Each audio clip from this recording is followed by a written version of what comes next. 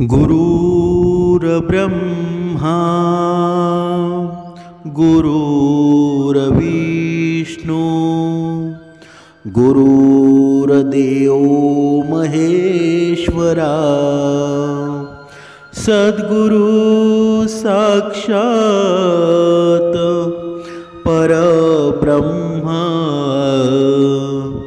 तस्मै श्री सद्गुरुवे नमः। जय जय रघुवीर समर्थ श्रीराम समर्थ।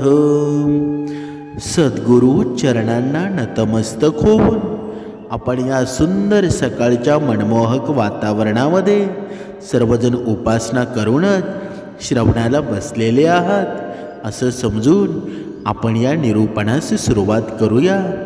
मायबाप सज्जनांचं स्वागत आहे। आता सुरू असलेलं वातावरण एवढं प्रसन्न आहे ना, जिथे प्रवास करू तिथे दिंड्या चालू आहेत आणि त्या पंढरपूरला जाणाऱ्या दिंड्या, माझ्या भगवंताकडे जाणाऱ्या दिंड्या, एवढं वातावरण प्रसन्न झालेलं आहे ना, मन एकदम हलकं होऊन जातं। जिथे बघावं तिथे नामस्मरण आहे, जिथे पाहावं तिथे निसर्गाने आपली हिरवी चादर पांघरलेली आहे।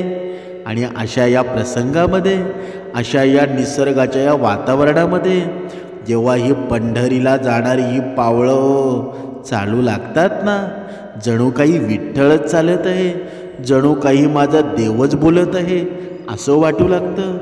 समर्थांनी सांगितलेलं आहे ना, जीवनामध्ये काही झालं नाही ना तरी काही होऊ नका, पण भगवंताचे भक्त नक्कीच मनुष्यानं व्हावं। बघा आताचं हे वातावरण बघता आहे ना, बघा जे आपण काही लोक म्हणतात ना की मला भरपूर कामं आहेत, भरपूर माझ्यावर प्रेशर आहे, मला कामावर जाणं गरजेचंच आहे, पण त्या भोळ्या बाबड्या शेतकऱ्याला विचारा, 15-15, 20-20 दिवस ही पंढरीची वारी करतात, ही पायी पंढरीची वारी असते, त्यांना काही कामं नसतात का बरं? जर शेतकऱ्यानं शेती लावणं जर बंद केलं ना, तर हे मुंबईला काम करणारे, बाहेर देशामध्ये काम करणारे हे कामगार आहेत ना, हे जगतील का बरं? म्हणजे तुमचं पूर्ण जीवन शेतकऱ्यावर अवलंबून आहे। म्हणून आपण कामाचा मीपणा दाखवू नका। शेतकरी जगला ना तर तुम्ही जगाल। म्हणून तुम्ही जास्त कमवता म्हणून तुमचं जीवन चांगलं आहे का? अजिबात नाही। शेतकऱ्याला विचारा, सर्वात जर कोणी श्रीमंत असेल ना तर तो माझा शेतकरी आहे। कारण का बरं? विठ्ठल रखुमाई सारखे माझे मायबाप माझ्या घरामध्ये आहेत, आणि जो काम करणारा आहे ना, गव्हर्मेंट नोकर आहे, जो बघा 50-50, 1-1 लाख रुपये पगार घेतो, बाहेर देशामध्ये तो राहतो, आणि त्याचे आई वडील आहेत ना ते घरामध्ये असतात का बरं? कारण त्यांना कुत्री मांजरं घरामध्ये चालतात, पण सोन्यासारखे विठ्ठल रखुमाईसारखे आई वडील त्यांना घरामध्ये त्यांना त्रास होतो। कारण का बरं? कारण ही संस्कृती आहे ना, ही हिंदू संस्कृती आहे, आणि ही हिंदू संस्कृती आहे ना तो खेड्यापाड्यावरचा माझा शेतकरी जपत आहे, तुम्ही कधीच जपले नाही। तुम्हाला नुसता पैसा दिसतो, पैसा काय खाणार आहात का? शेतकऱ्यानं जर अन्नधान्य पिकवलं नाही तर तुम्ही काय खाणार आहात? म्हणून जेव्हा ही पंढरीची वारी बघतो ना, तेव्हा नुसत्या सफेद टोप्या दिसतात, आणि या टोप्या आहेत ना, ही सफेद टोपी आहे ती जणू काही आपल्या भारताची शान आहे, आणि ही शान आहे ना तिला कधीही कमी समजू नका। वारकरी श्रद्धेने भावाने पंढरीला चाललेले आहात, पुढे काही जेवायला मिळेल नाही मिळेल याची चिंता त्यांना अजिबात नसते। का नसते बरं? कारण या हृदयामध्ये आहे ना सदा भगवंत असतो। भगवंताशिवाय त्यांच्या हृदयामध्ये दुसरे त्यांना काहीच दिसत नाही। भगवंताच्या भेटीसाठी ते वेडे झालेले आहेत। एक रचना आहे ना ती खूप सुंदर आहे। मागतो मी पांडुरंगा फक्त हेची दान, मिळे जान मुक्ती ऐसे द्यावे मज ज्ञान, मिळे ज्ञान मुक्ती ऐसे द्यावे मज ज्ञान. बघा, मन सुद्धा बहरवून जातं. एवढी सुंदर रचना आहे ही. म्हणजे पांडुरंगाकडं भक्तानं मागणं मागावं की हे पांडुरंगा, मला असं ज्ञान दे की माझे सर्व पाप नष्ट होऊन जातील, माझ्या जीवनामध्ये मला मुक्ती प्राप्त होईल, माझ्या जीवनामध्ये या नरक यातना माझ्यापासून दूर जातील. पण हा भगवंत हा भक्त आहे ना, तो भगवंताकडे असं मागणं मागतो का बरं? कधीच मागत नाही. म्हणून भक्ती मार्गामध्ये मनुष्याने यायला हवं. जोपर्यंत मनुष्य भक्ती मार्गामध्ये लीन होत नाही, नम्र होत नाही, तोपर्यंत असे मागणेसुद्धा मागत नाही. नाहीतर हा मनुष्य आहे ना, भगवंतापुढं मागणं कोणतं मागतो बरं? मला पैसा दे, धन दे, धनवान बनव, ह्याच पद्धतीचं मागणं मागत असतो ना. की मला मुक्ती मिळावी असं मागणं कधी तुम्ही मागितलं आहे का? तुमच्यासुद्धा वरून तुम्ही विचार करा. तुम्ही तरी अशा पद्धतीचं कधी मागणं मागितलं आहे का? जोपर्यंत आपण आपला विचार करत नाहीत ना, तोपर्यंत त्या प्रश्नांची उत्तरं आहेत ती स्वतःलासुद्धा मिळणार नाही. म्हणून आपण सुद्धा कधी असं मागणं मागितलेलं आहे का? आपण सुद्धा पैसा पाणीच मागतो ना. माझ्या मुलाला नोकरी लावा, माझ्या बहिणीला नोकरी लावा, माझ्याकडे पैसा येऊ द्या. याशिवाय आपण भगवंताकडं मागणं कोणतं मागतो का? कधीच मागत नाही. या गोष्टी आहेत ना, त्या आपण शिकायला हव्यात. पण आपण मात्र आपलं मागणं कधीच पूर्ण होत नाही. जे मागायचं आहे ते मागत नाही, आणि जे नाही मागायला पाहिजे ते आद्र मनुष्य मागत असतो. म्हणूनच समर्थांनी सांगितलेलं आहे ना, हा विठ्ठल नक्की कोण आहे? पंढरपूरला एवढी लोक जातात, पायी वारी 15-15 दिवस करतात. हे का वेडे झालेले आहेत का बरं? अजिबात नाही. कारण एक वर्ष वाट बघतात या वारीची. म्हणून आपण आहोत ना, आपण कधीतरी गाडी घेतो आणि गाडीनं प्रवास करतो. पण कधीतरी या वारकऱ्यांसोबत जाऊन बघा त्या जीवनाचा आनंद कसा असतो. सर्व काही विसरून, सर्व काही नाती गोती विसरून फक्त भगवंत माझा आणि मी भगवंताचा, असा हा युक्तिवाद आहे ना, तो या वारकऱ्यांमध्ये असतो, या भक्तांमध्ये असतो. कधीतरी आपण म्हणतो की भगवंताशिवाय या दुनियेमध्ये कोणी नाही. पण दुनियेमध्ये नक्कीच कोणी नाही. पण तू स्वतः कधी पायीवारी केलेली आहे का? मग पुन्हा प्रश्न येतो ना की मला कामं आहेत. तू काम कशासाठी करतो बरं? पैशासाठी. आणि पैसा कुठून मिळवणार आहेस बरं? ही दुनिया ज्यानं निर्माण केली त्याच्यासाठी तू अजूनपर्यंत तुझा एक क्षणसुद्धा दिलेला नाही. मग तुझ्या जीवनामध्ये तू नरक यातनाच भोगणार आहेस ना. म्हणून कधीतरी विचार करायला हवा.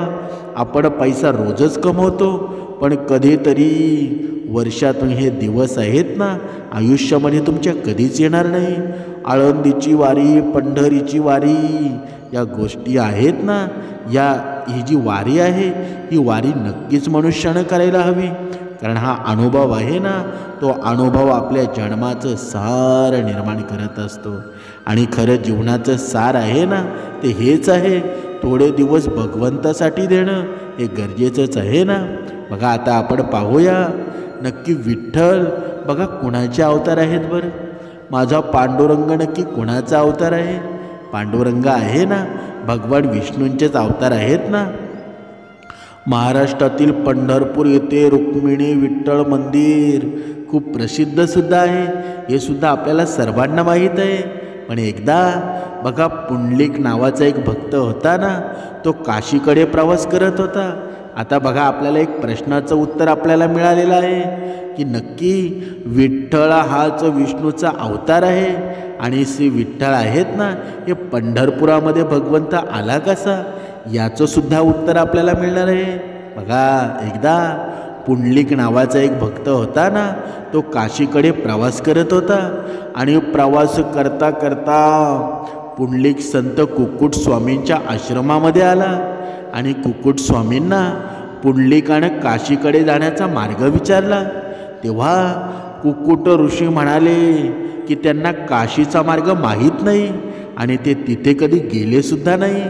तेव्हा पुंडलिकानं ऋषींची थट्टा करत म्हटलं, त्यांच्यासारख्या पवित्र व्यक्तीनं काशीला जायला पाहिजे. कुक्कुट ऋषी मात्र शांत राहिले. रात्रीच्या दरम्यान पुंडलिकानं आश्रमातील स्त्रियांचा आवाज ऐकला. बघा पुढे काय घडलं आहे ना हे पाहण्याकरता तो बाहेर आला आणि त्यानं पाहिलं की आश्रमामध्ये 3 महिला पाणी शिंपडून ते स्वच्छ करत आहेत. चौकशी झाल्यावर पुंडलिकाला कळालं की त्या 3 महिला गंगा, यमुना आणि सरस्वती आहेत. त्या कुक्कुट ऋषींच्या आश्रमामध्ये त्या स्वच्छ करण्यासाठी आलेल्या आहेत.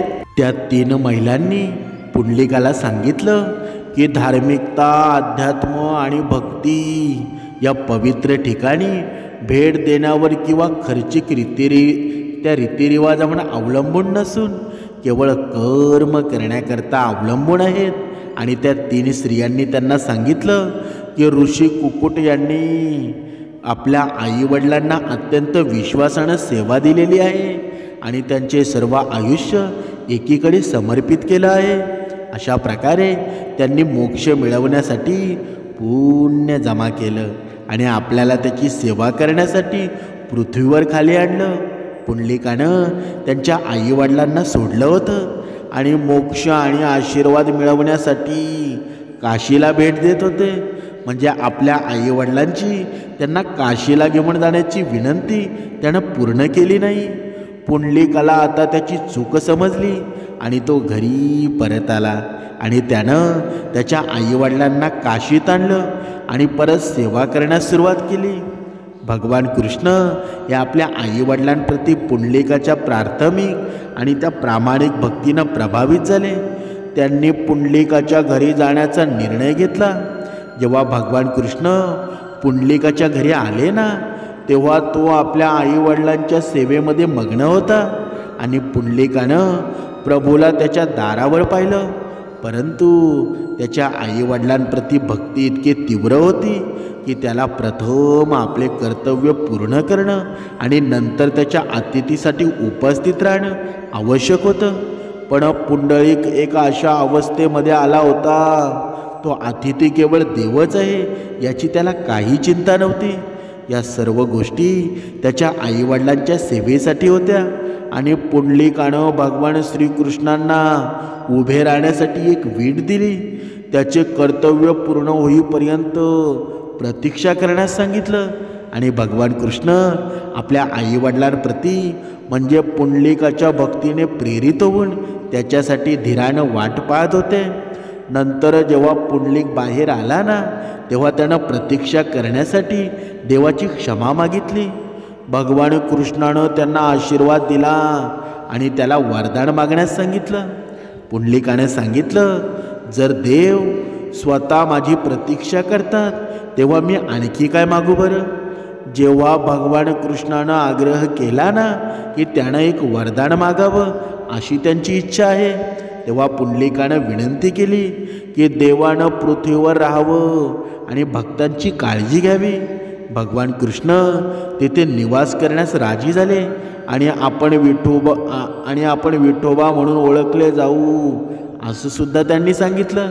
आणि भगवान विठोबाचं हे स्वरूप आहे ना हे स्वयंभू आहे. समर्थांनी सांगितलेलंच आहे ना, खरे आपले विठ्ठल रखुमाई कोण आहेत बरं. खरे विठ्ठल रखुमाई आहेत ना आपले माता पिता आहेत. पण त्यांना आपण खरे देव समजतो का बरं. कधीतरी आपण या जीवनामध्ये आपण भरपूर अहंकारी होतो, भरपूर धार्मिक असल्याचं आपण अंगलट येतं. कधीकधी मनुष्यानं एक गोष्ट त्याच्या जीवनामध्ये निर्माण करायला हवी की नक्की आपण कोण आहोत, आपलं आयुष्य काय आहे. जेव्हा या सर्व गोष्टी आपण कधीतरी स्वतःला विचारू ना तेव्हा सर्व गोष्टींची उत्तरं मिळाली जातील. पण जोपर्यंत आपण या गोष्टी वर कधी मनुष्याला स्वतःची चूक माहीत असताना सुद्धा त्याच्यावर चादर पांघरण्याचा प्रयत्न करतो. समर्थांनी सांगितलंच आहे ना, या आयुष्य आहे ना कधी तुला फसवून तुझा मृत्यू होईल हे तुला सांगता येणार नाही.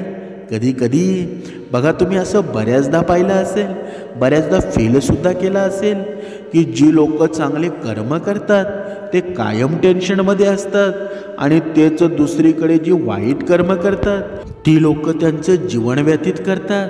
म्हणजे जर तुम्हाला सुद्धा असा प्रश्न पडलेला असेल ना, तर आज या निरूपणामध्ये त्याचं उत्तर आहे ना, तुम्हाला नक्की मिळणार आहे.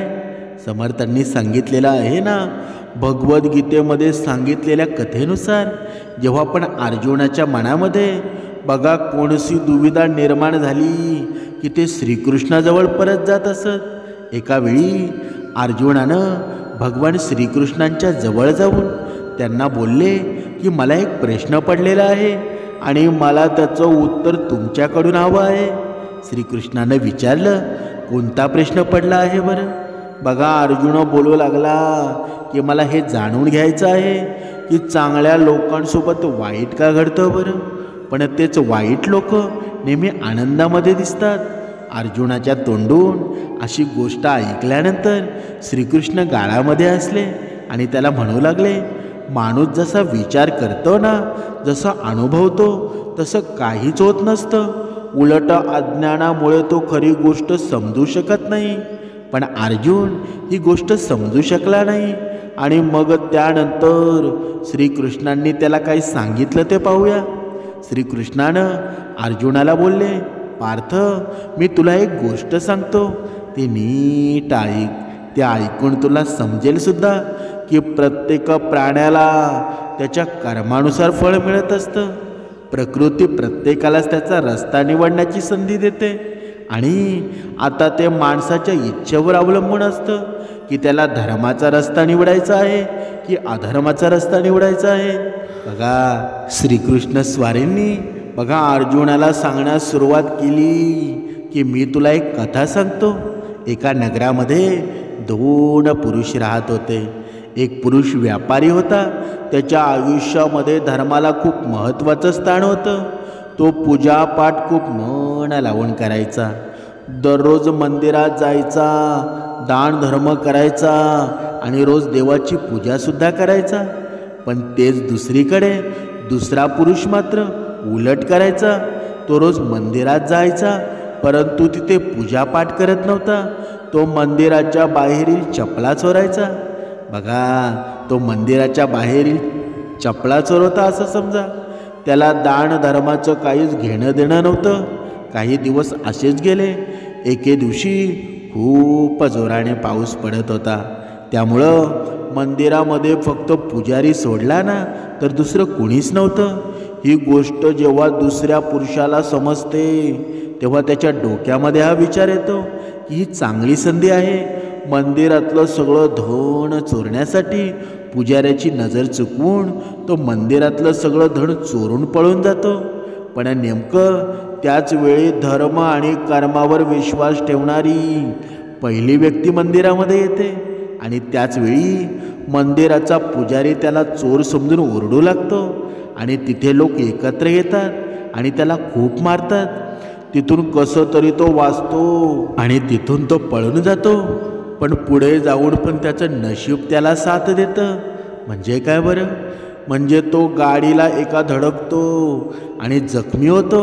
मग तो व्यापारी लंगडत लंगडत त्याच्या घरी जाऊ लागतो. तर त्याला रस्त्यामध्ये तो दुसरा पुरुष भेटतो ज्याने त्या मंदिरातलं धन चोरलेलं असतं. तो म्हणतो, आज तर माझं नशीब मला खूप साथ देत आहे की मला एवढं सगळं धन मिळालं.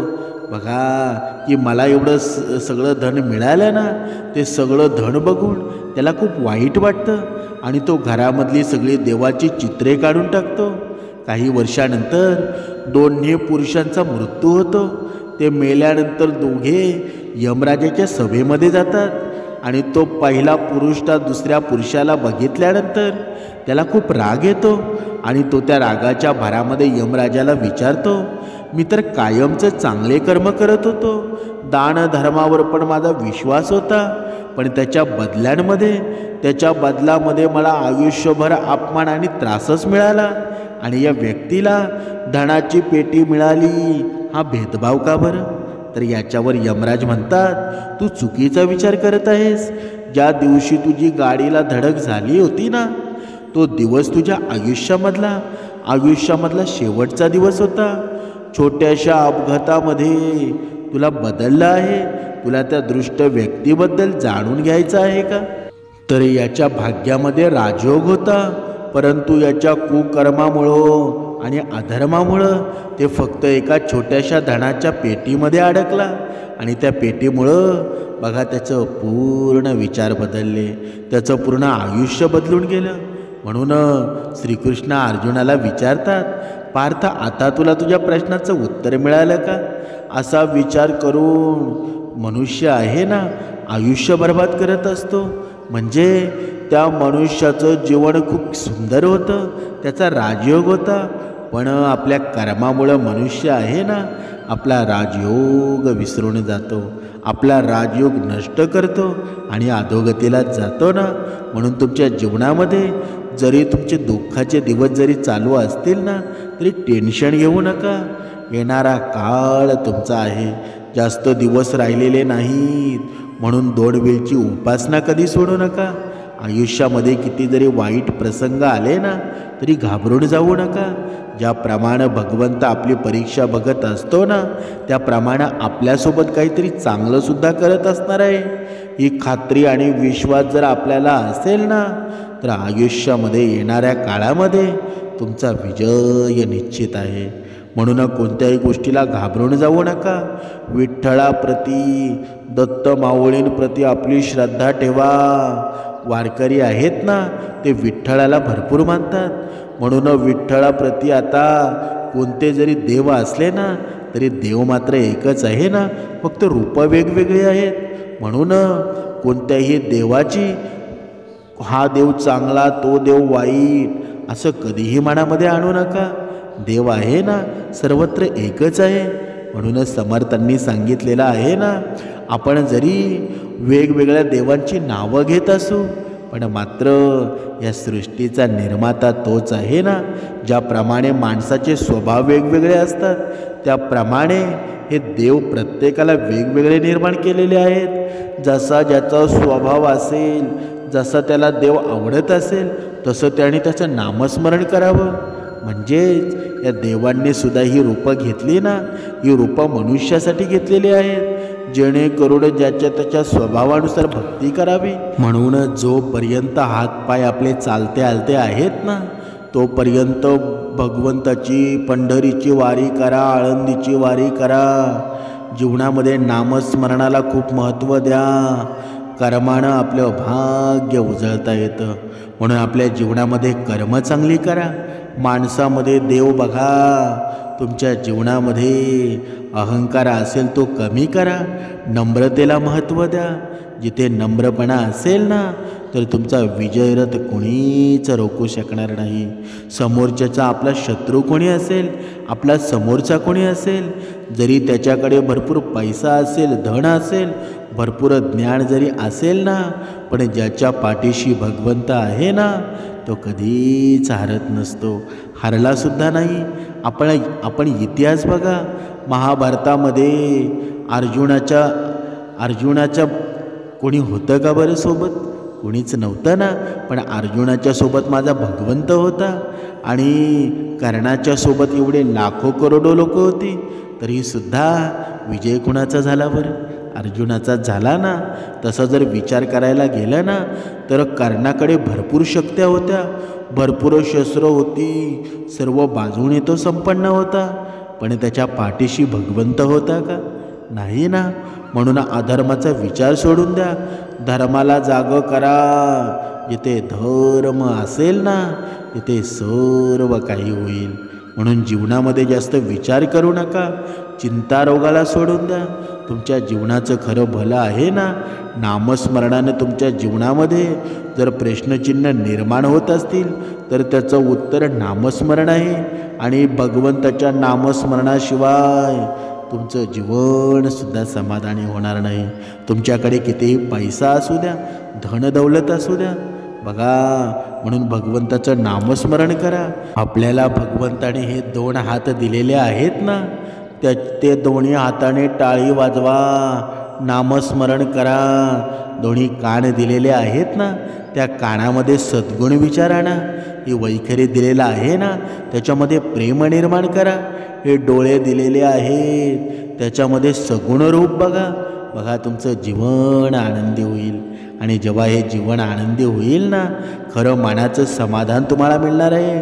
म्हणून तुम्हाला जर शक्य होईल ना, तेवढ्या तुम्ही पंढरीची वारी करा, आळंदीची वारी करा. म्हणजे तुम्हाला जेवढं शक्य होईल तेवढं भगवंताच्या तुम्ही जवळ राहण्याचा विचार करा.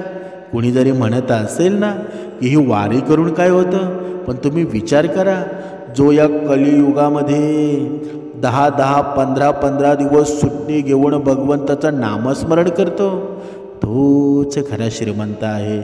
आणि त्याच्याशिवाय श्रेष्ठ या दुनियेमध्ये कोणी असू शकत नाही. म्हणून भगवंताच्या नामस्मरणामध्ये राहा. खरं जर पाहायला गेलं ना, तर भगवंताच्या नामाशिवाय या जगामध्ये श्रेष्ठ काही नाही. म्हणून दुसऱ्याच्या जीवनामध्ये सुख निर्माण करा, दुसऱ्याच्या जीवनामध्ये समाधान निर्माण करा. आपल्या जीवनामध्ये आपोआप सुख येऊन जाईल. जय जय रघुवीर समर्थ.